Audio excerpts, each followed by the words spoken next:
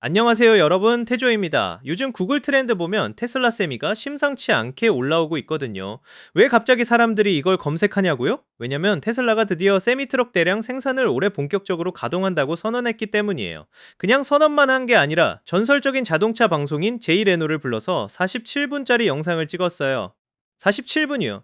테슬라가 얼마나 자신 있으면 47분짜리 영상을 공개하겠어요. 오늘 태조가 그 내용을 전부 다 뜯어서 여러분께 전달해 드릴게요. 끝까지 보시면 진짜 트럭 업계가 앞으로 어떻게 흘러갈지 감이 딱 오실 거예요. 좋아요랑 구독 먼저 눌러주시고 알림 설정도 해두시면 이런 영상 바로바로 받아보실 수 있습니다. 자, 일단 배경 설명부터 드릴게요. 테슬라 세미는 2017년에 처음 공개됐어요. 그때 일론 머스크가 무대에서 세미를 직접 몰고 나왔을 때 전 세계 물류 업계가 엄청 술렁였죠. 전기 트럭으로 장거리 화물을 운반한다고? 가능해? 이게 당시 반응이었어요. 그리고 실제로 2022년 말에 소량 납품이 시작됐고 펩시코 같은 대기업이 초기 고객으로 받았는데 대량 생산까지는 계속 시간이 걸렸어요.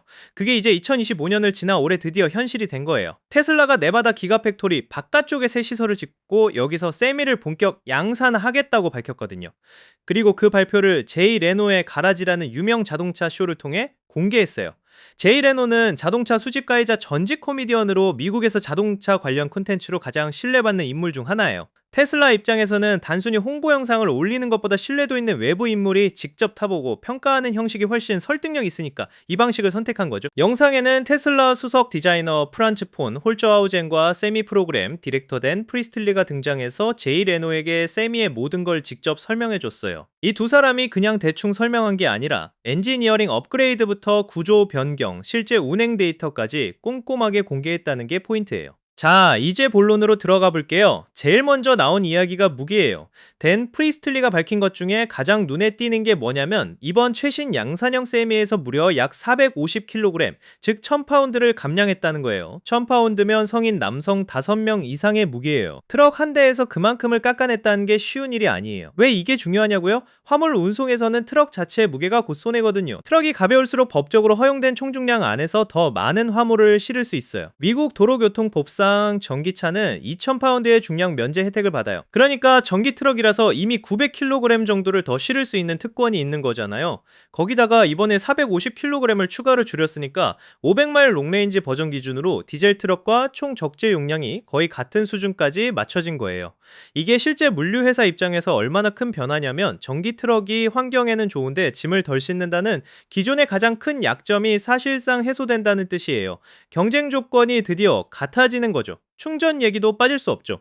세미의 현재 충전 속도는 1.2메가와트예요. 메가와트 단위로 충전한다는 게 일반 승용 전기차 입장에서는 상상도 못할 규모예요. 일반 전기차 고속 충전이 150에서 350kW 수준인데 세미는 그 4배에서 8배 속도로 충전되는 거예요. 덕분에 단 30분 만에 대용량 배터리의 60%를 채울 수 있어요. 장거리 화물 운송에서 충전 시간은 곧 비용이기 때문에 이 속도가 실제 운영에 직접적인 영향을 줘요. 그런데 프리스틀리가 한 가지 더 흥미로운 이야기를 했어요. 세미팀이 미래 기술로 무선 충전을 검토하고 있다는 거예요. 운전기사가 무거운 액체냉각 케이블을 직접 꽂을 필요 없이 차고나 물류터미널에 깔린 유도 충전 패드 위에 트럭을 세우기만 하면 자동으로 충전이 되는 방식이에요. 이렇게 되면 터미널에서 트럭을 돌리는 시간이 훨씬 단축되고 인력 부담도 줄어들죠. 테슬라가 사이버캡 택시 네트워크를 위해 개발 중인 무선 충전 기술을 세미에도 적용하겠다는 그림이에요. 이제 아키텍처 이야기를 해볼게요. 이 부분이 사실 엔지니어링적으로 굉장히 흥미로운 대목이에요. 테슬라 세미는 이번에 48V 저전압 아키텍처로 전환했어요.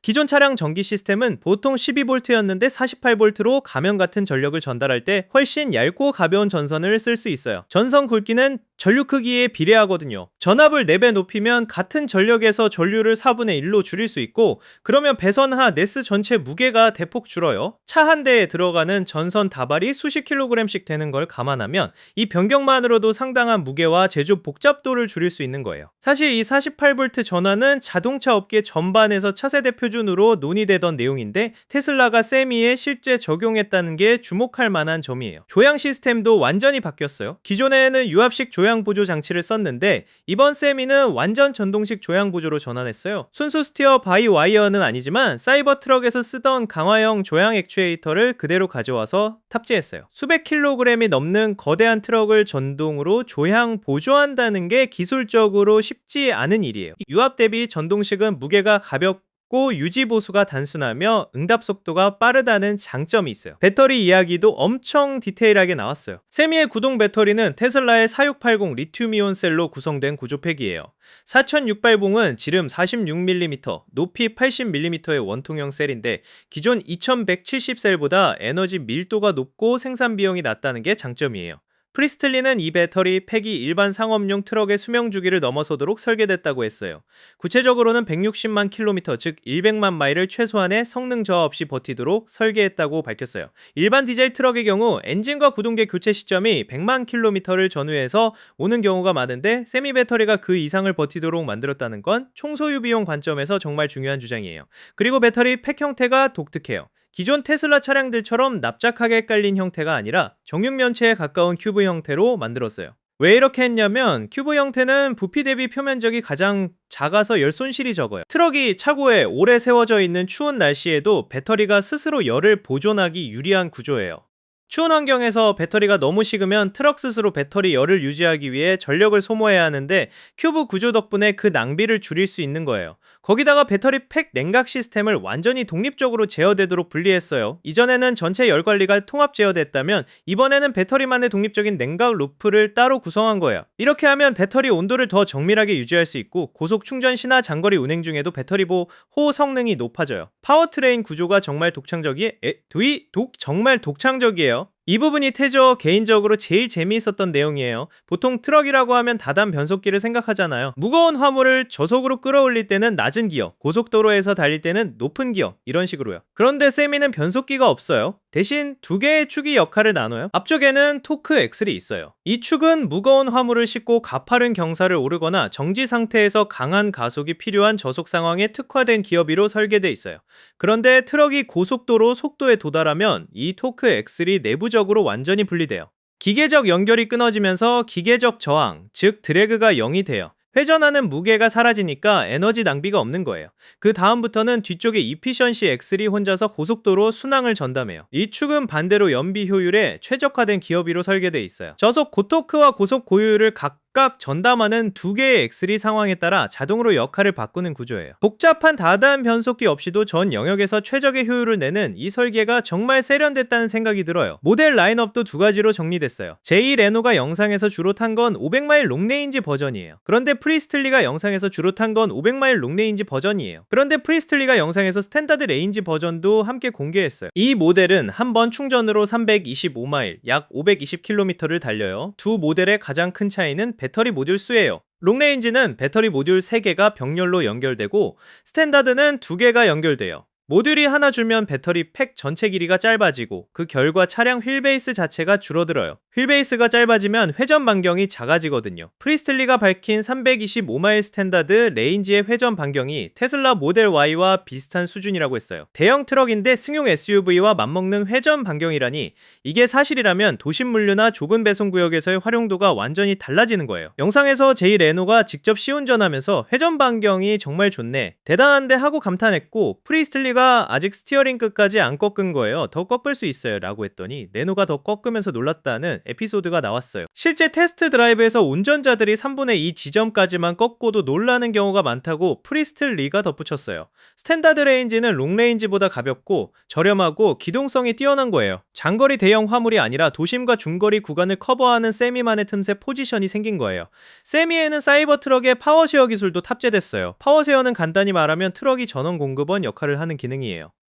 일반 디젤 트럭이 냉동 트레일러를 끌고 다닐 때는 냉동 유지를 위해 별도의 발전기를 달아야 해요. 그 발전기가 추가 무게에 연료도 따로 쓰고 관리도 따로 해야 해요. 그 발전기가 추가 무게에 연료도 따로 쓰고 관리도 따로 해야 하죠. 그런데 세미는 자체 배터리에서 직접 트레일러에 전기를 공급할 수 있어요. 추가 하드웨어 없이 그냥 연결하면 냉동이 돼요. 냉각 비용도 절감되고 장비도 단순해지는 거예요. 그리고 이게 냉동에만 국한되지 않아요. 전기 연결이 가능한 모든 트레일러에 적용할 수 있어요. 캠핑카나 다른 종류의 특수 트레일러에 전원을 공급하는 것도 이론적으로 가능한 구조예요. 이번 발표에서 테슬라가 데이터를 공개한 것도 눈길을 끌었어요. 세미는 이미 수백 대 규모의 파일럿 프로그램을 운영하고 있어요. 그 트럭들이 지금까지 누적 주행한 거리가 1350만 마일, 약 2170만 킬로미터예요. 그리고 가장 많이 달린 한 대는 이미 44만 마일, 약 70만 8천 킬로미터를 기록했어요. 이게 양산전 테스트 차량이에요. 양산차 아니고요. 가동률이 95%예요. 화물 운송 업계에서 차량 가동률은 수익과 직결되는 숫자예요. 95%라는 건 굉장히 높은 수치고 테슬라가 이걸 공식 데이터로 내세운다는 건 자신 있다는 거겠죠.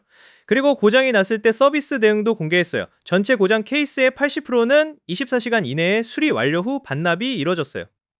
그중 절반은 1시간 이내로 해결됐어요. 상업용 차량에서 다운타임은 곧 돈이기 때문에 이 서비스 응답 속도 데이터는 실제 구매를 고려하는 물류 회사들한테 상당히 중요한 지표예요. 정리해볼게요. 테슬라 세미는 네바다 기가팩토리 인근 신규 시설에서 올해 대량 생산에 들어가요. 이번에 공개된 최신 양산형은 약 450kg 경량화를 이뤘고 1.2메가와트 급속 충전으로 30분에 60% 충전, 48V 아키텍처, 완전 전동 조향 보조 4680 배터리, 셀 기반 100만 마일 설계 수명, 큐브형 배터리 팩, 독립 냉각 제어, 토크 엑셀과 이피션시, 엑셀의 이중 구조 파워트레인, 사이버 트럭 기반 파워쉐어, 그리고 무선 충전 미래 계획까지 갖추고 있어요. 라인업은 500마일 롱레인지와 325마일 스탠다드 레인지 두 가지로 구성됐어요. 전체 파일럿 데이터를 보면 2170만 킬로미터 이상, 95% 가동률, 80%의 24시간 내 수리 완료라는 숫자가 나와 있어요. 디젤 트럭 업계가 이 숫자들을 보고 가만히 있을 수 있을지, 앞으로 물류 시장이 어떻게 재편될지 정말 궁금해지는 시점이에요. 오늘 영상 어떠셨어요? 재미있게 보셨다면 좋아요 한 번만 눌러주세요. 태조한테 엄청난 힘이 돼요. 아직 구독 안 하신 분들은 구독이랑 알림 설정까지 해두시면 이런 소식 놓치지 않고 바로바로 받아보실 수 있습니다. 다음 영상에서 또 만나요.